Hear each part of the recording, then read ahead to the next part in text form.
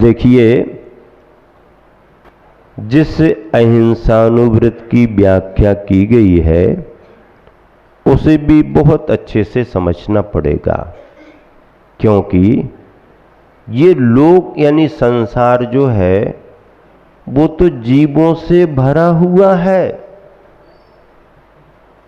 आप कुछ करो ना करो वो तो बात की बात है, ये संसार लोक जो है जीवों से ठसाठस भरा हुआ है। अगर हाथ भी हमने ऐसा उठाया तो ना दिखने वाले अनेक सूक्ष्म जीवों को तो बाधा नहीं होती है, लेकिन त्रस्त जीव भी ऐसे होते हैं जो आंखों से भी दिखाई नहीं देते और मशीनों से भी पकड़ में नहीं आते, उनको बाधा हो सकती है, होती है। हमारे उठने में, बैठने में, चलने में, बोलने में भी बाधा होती है। हाँ, बोलने में बाधा हो सकती है, चलने में, फिरने में, उठने में, आने जाने में, खाने पीने में, वातावरण में। आप कुछ भी करोगे, सावधानी से भी करोगे तो हिंसा से आप बच नहीं सकते। जले जंतु थले जंतु जंतुराकाशे रैविच सर्वत्र लाकुले जंतु कथम भिक्षु अहिंसका। फिर ये साधक साधु अहिंसक कैसे हो पाएगा, ऐसा प्रश्न कर दिया।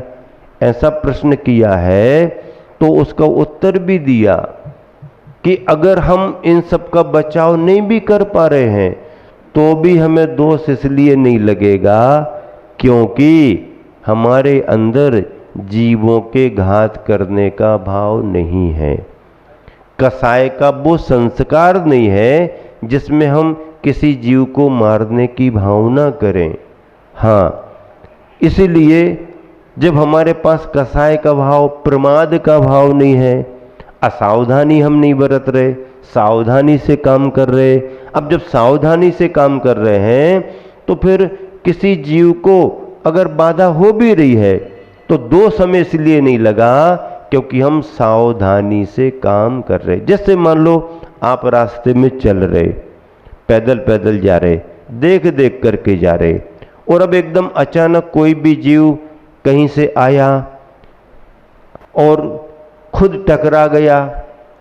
अब आपसे ही टकराया है वो, आप तो उससे टकराए नहीं, आप टकराते तो आपको दोष माना जाता, वही जीव आकर के टकरा गया। पक्षी प्लेन से टकराए तो पक्षी का दोष माना जाएगा, और प्लेन ही पक्षी को टकरा करके निकल रहा है तो प्लेन का दोष माना जाएगा। हम जा रहे हैं सावधानी से, कोई जीव आके टकरा गया, बाधित हो गया, गिर गया, अपनी उम्र से मर भी गया। अब हमारे को क्या है, हम तो जा रहे थे। एक बात मान लीजिए, जिस जमीन पर पैर रख रहे हैं, चलने फिरने वाली हमने चींटियां देख ली, चींटे देख ले, कीड़े मकोड़े देख लिए, रेंग रहे हैं, हम बचा करके निकल गए, कोई दोष नहीं है। अब अगर कोई जीव हमारी नज़र में ही नहीं आया, मिट्टी के कलर के ही रहते हैं कई बार जीव, बहुत सूक्ष्म भी रहते हैं, कुछ ख्याल नहीं गया, पैर पड़ गया, पता ही नहीं है, सावधानी से निकले हैं। अगर ऐसा हो भी गया तो चूंकि सावधानी से हम चल रहे हैं, प्रमाद नहीं है, तो उसे हमारे को हिंसा का दोष नहीं माना। किसी मिट्टी के नीचे कोई जीव बैठा हुआ है, ऊपर हम चल रहे हैं, नीचे दब गया है, कोई पत्थर पर पैर रखा, पत्थर पड़े हुए हैं, उसके नीचे उसका सहारा लेकर के कोई जीव है, दब गया। अब सावधानी रखने को कहा, लेकिन अब इतनी बारीकी और कहाँ हो पा, इसमें इसलिए दोष नहीं है क्योंकि सावधानी से चल रहे हैं और जीव दया का भाव निरंतर बनाए हुए हैं। अब अगर कोई इस जगह लापरवाही से चल रहा है, बिना देखे चल रहा है, प्रमाद से चल रहा है, उसके शरीर से कोई जीव टकराए भी नहीं, पैर के नीचे भी कोई ना दबे, तो भी उसको हिंसा का दोष माना है। क्यों? क्योंकि वो प्रमाद से, लापरवाही से अपना काम कर रहा है। तो मूलतः प्रमाद और असावधानी ही दोष है जो हिंसा का कारण है। सावधानी, अप्रमत्त अवस्था, ये हमारा बचाव करती है हिंसा अहिंसा में ऐसी व्याख्याएं हैं, बहुत सारी व्याख्याएं हैं। अगर कुछ हो भी गया तो फिर भाव देखा जाता है, फिर उसमें अलग अलग व्याख्याएं होती हैं। जज बैठ कर के सारी बातें सुनते हैं, विचार करते हैं एक एक स्थिति पर, और उसके बाद वो जजमेंट देते हैं सारी परिस्थितियों को समझ के।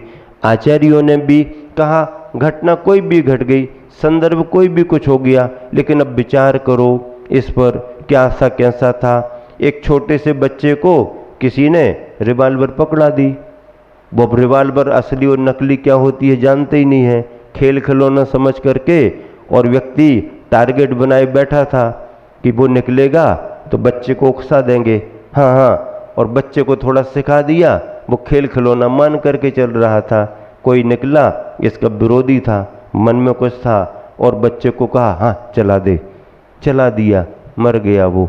अब पकड़ में तो बच्चा आया, ये मास्टरमाइंड तो पीछे हो गया, लेकिन कानून की व्याख्या ये करेगी कि बच्चे ने ये काम तो किया है, पर बच्चे के पास इतनी बुद्धि नहीं है, उसकी उम्र देख करके समझ जाते इसके पीछे मास्टरमाइंड कौन है, और वो सूत्र निकालते हुए उसको पकड़ता है, असली ये है, और उसको सजा देता है। अगर बच्चा बड़ा हो गया, उस आदत में आ गया, उस संस्कार में आ गया, और अभी नाबालिग भले है, पर अगर उसने कर दिया तो बच्चा भी पकड़ा जाएगा, वही दोषी माना जाएगा। अब चूंकि नाबालिग है इसलिए उसके लिए अलग तरह की जेल बनेगी, सुधार की श्रेणी में उसे रखेंगे, उसको भी सजा है, लेकिन नाबालिग के हिसाब से है। बालिग है अगर और शरारती है, और उस पर पहले से 4 जज बहुत हैं, तो फिर उसके लिए उसके तो कोई भी घटना घटती है उसकी परिस्थितियों को लेकर के उसकी व्याख्या होती है, और सही और गलत का फैसला किया जाता है। अब देखो भावों में क्या अंतर है। महाराज जी गर्मी के समय ध्यान करने के लिए बैठे हैं। क्या करने के लिए बैठे? ध्यान करने के लिए बैठे हैं, और उसी रास्ते से लोग मेले के लिए निकल रहे थे, मेला भरा हुआ था, सब आ रहे जा रहे थे। अब एक घी बेचने वाला मेले में जा रहा था, उसके मन में भाव आया, कितने महान, इतने बड़े तपस्वी इतनी धूप में गर्म चट्टान पर बैठे ध्यान कर रहे हैं, ये बाबा जी बहुत बड़े ज्ञानी होंगे, हम अज्ञानी इनकी क्या सेवा कर सकते हैं, हमें तो कुछ आता नहीं, अब हमारे पास कुछ है भी नहीं, चलो जो घी बेचने को जा रहे हैं, ये घी अगर थोड़ा इनको लगा दिया जाए ना तो इतनी सेवा हो जाएगी। सो वो रुका, निकाला घी और सिर पर रख दिया, ठंडक आएगी, ठीक रहेगा, धूप लग रही ना, ठंडक आ जाएगी, और नमोस्तु करके आगे बढ़ गया। भाव बहुत अच्छे थे, लेकिन परिणाम क्या निकला, वो तो आगे बढ़ गया, घी पिघल करके पूरे शरीर पर उसकी गंध से चींटियां चींटियां चींटियां काटना शुरू कर दिया। अब व्यवधान हो गया, एक तरह से आज की अपनी भाषा में कहते उपसर्ग हो गया, तकलीफ में आ गए महाराज जी, लेकिन वो ध्यान करते रहे, उसके प्रति कोई बुरा भाव नहीं आया। क्यों? वो भी समझ रहे थे तो सेवा भावी सहयोगी व्यक्ति था, तकलीफ हो गई, अब वो चला गया। अब मेले से कुछ बच्चे गन्ने चूसते हुए आ रहे थे, क्या मन चले थे, नई उम्र के गन्ने चूसते, अरे ये कौन बैठे, इस रास्ते में क्यों बैठे, ये क्या लगा रखा है, चींटियां चींटियां चढ़ी हैं, कुछ समझते नहीं, बैकवर्ड हैं ये सब। अपन लोग पढ़े लिखे हैं ना, देश दुनिया की जानकारी है, इनको तो जंगलों में रहे, ये रास्ते में क्यों आ गए, ऐसा करके, और निंदा की दृष्टि से गन्ने चूस करके जो छिलके बचे फेंक करके मार दिए। अब मार दिए, सभी ने मारे, आगे बढ़ गए, अब वो छिलके नीचे गिर गए। अब छिलकों की मिठास से सारी चींटियां, क्या हुआ, छिलकों की मिठास से सारी चींटियां नीचे आ गईं। अब वो मेले में चला गया घी बेचने वाला, ये अपने घर चले गए। अब अगर व्याख्या करें तो पुण्य और पाप की व्याख्या किस रूप में हो? सामान्य व्यक्ति तो ये कहेगा जिससे तकलीफ हुई है वो तो महापापी है, और जिनके निमित्त से कष्ट दूर हुआ है वो बड़े धर्मात्मा है। नहीं, ये बाहर बाहर की पहचान पकड़ रखने वालों की व्याख्या है। आंतरिक परिणामों को पकड़ने वालों की व्याख्या क्या बनेगी? जिसके सेवा के भाव थे वो धर्मात्मा है। भले उसका उतना विवेक नहीं रहा या उसकी उतनी भावुकता हो गई, वो नहीं समझ पाया कि आगे क्या हो सकता है, तो भी सेवा करने के भाव से वो धर्मात्मा माना जाएगा। और जिन बच्चों के निमित्त से ये कष्ट दूर हो गया लेकिन उनके भाव ठीक नहीं थे, निंदा के थे, अपमानित करने के थे, तो कष्ट भले दूर हो गया लेकिन ये पापी की श्रेणी में आएंगे। ऐसी व्याख्या धर्म के ग्रंथों में होती है। तो अपने द्वारा जीव मर गया है नहीं मर गया ये उतना ज्यादा महत्वपूर्ण नहीं है। तुम्हारे भाव कैसे थे, तुम सावधान थे कि नहीं थे, इस पर व्याख्या ज्यादा निर्भर करती है। तो इस तरह से 9 कोटि पूर्वक सावधानी रखना और त्रस जीवों की रक्षा करते हुए स्थावर जीवों के प्रति भी दया भाव होना और यथासंभव बचाव के उपाय करना, ये क्या माना जाता है? अहिंसा का अनुव्रत माना जाता है। अहिंसा का क्या माना जाता है? अनुव्रत। इस अहिंसा के व्रत लेने पर भी व्यक्ति से क्या क्या असावधानी हो सकती है, थोड़ा सा पढ़ लें। छेदन बंधन पीडन मतिभारारोपणं व्यतिचारा आहार वारणापि च स्थूल बदाद विपुरते पंच। एक साथ मिलकर छेदन बंधन पीडन मतिभारारोपणं व्यतिचारा आहार वारणापि च स्थूल बदादि विपुरते पंच। जो आपने अहिंसा का अनुव्रत लिया है उसके पालन करते हुए भी आपसे क्या क्या असावधानी हो सकती है और उन असावधानी से किस प्रकार के हिंसा संबंधी दोष लग सकते हैं और वो दोष तुम्हारे अहिंसा के संकल्प को कमजोर कर सकते हैं, बाधित कर सकते हैं और आगे चल कर के अहिंसा के व्रत को मिटा भी सकते हैं। क्यों? दोष धीरे धीरे बढ़ते हैं, एक साथ नहीं बढ़ते हैं, धीरे धीरे बढ़ते हैं। ऋण थोबम व्रण थोबम अग्गी थोबम कसाय थोबम बा। शुरुआत कहाँ से होती है? छोटी अवस्था से होती है। ऋण कर्ज कहाँ से शुरू होता? थोड़ा सा चुका दिया समय पर, ठीक है, नहीं है तो फिर धीरे धीरे बढ़ेगा। और अगर ब्याज लेने वाला जरा ज़्यादा ही होशियार है तो चक्रवृद्धि टाइप की कुछ और कल में लगा करके और फिर वो फिर कभी चुका नहीं पाता है, ऐसी परिस्थिति बन जाती है। ऋण थोबम, इसको कर्ज को थोड़ा मत समझो। वृण थोबम, थोड़ी सा तो कट लगा है ना, ठीक हो जाएगा। इतने बड़े अब शरीर में जरा सा कुछ घाव आ गया, क्या फर्क पड़ता है? और घाव पर मक्खियां बैठने लगी, इन्फेक्शन होने लगा और आप चले सो और अच्छा खुजाते समय अच्छा लगता है थोड़ा सा, हाँ राहत सी मिलती है ना, और बिल्कुल खुजा दिया।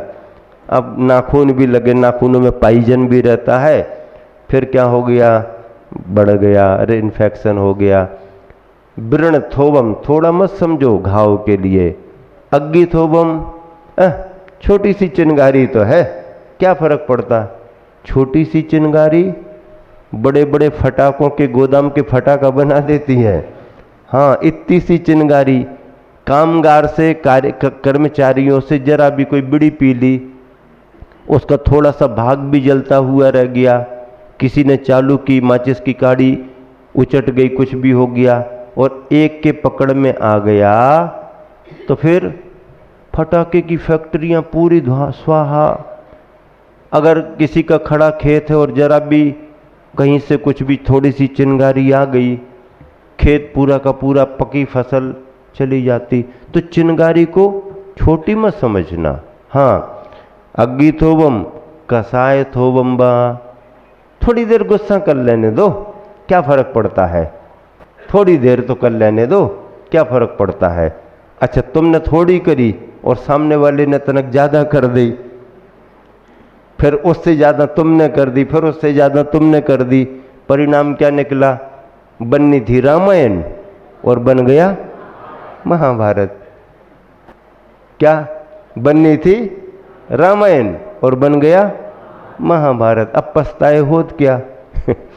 चिड़ियाँ चुग गई, खेत खत्म काम। तो ये असावधानियाँ छोटी मोटी मत मानो, ऐसे ही कसायों का, बुराइयों का संस्कार छोटा मान करके किसी भी रूप में अनदेखी मत करो।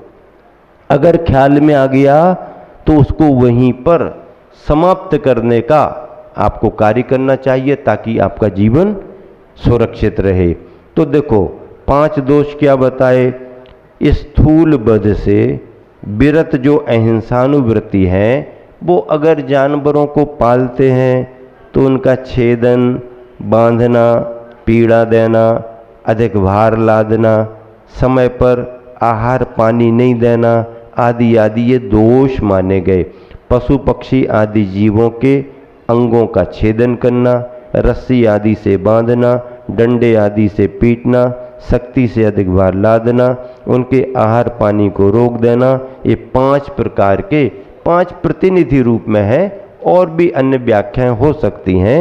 ये अहिंसा संबंधी स्थूल व्रत के एक गृहस्थ के लिए लगने वाले दोष अतिचार हैं। जानवरों को लेकर के व्याख्या की गई है।